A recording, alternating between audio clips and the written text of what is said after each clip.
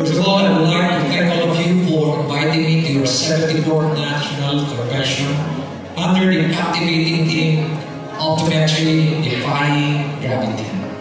And we are reminded of the immense importance of your profession in lifting individuals and communities towards a brighter future. The theme also speaks about resilience, about determination, and innovation that defines your profession. And in the face of challenges, one must rise above and above.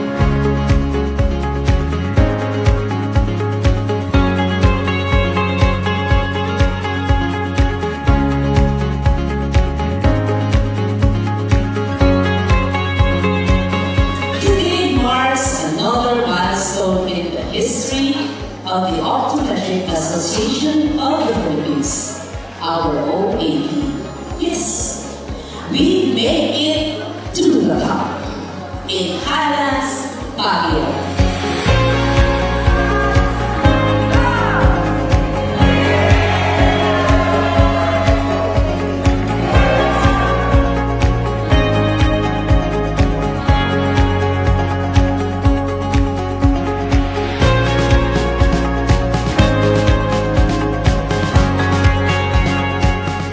At the end of the day, your voices, we need you. We have to be humble. We have to be unified. We have to bring solidarity among us in the fight for corruption. Believe me, it's no less of the noble legacy that we can pass to the next generation.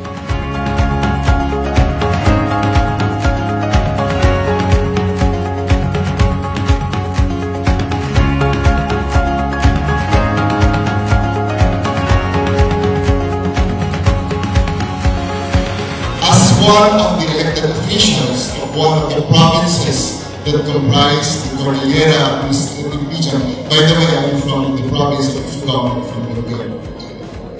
I take this opportunity to welcome you all to the 74th OAP National Convention, as well as to welcome you to the grandeur of the Cordillera Administrative Region.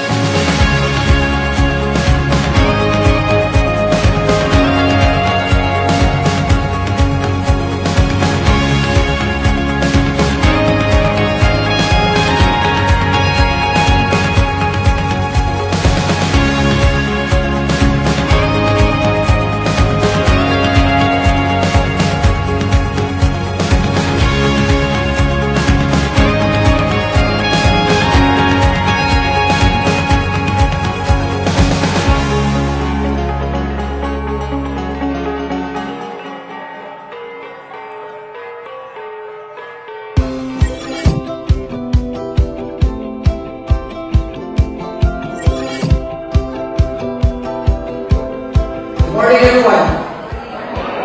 Good morning. It's a beautiful morning. The sun is out and we are in Baguio. It's a beautiful day to learn.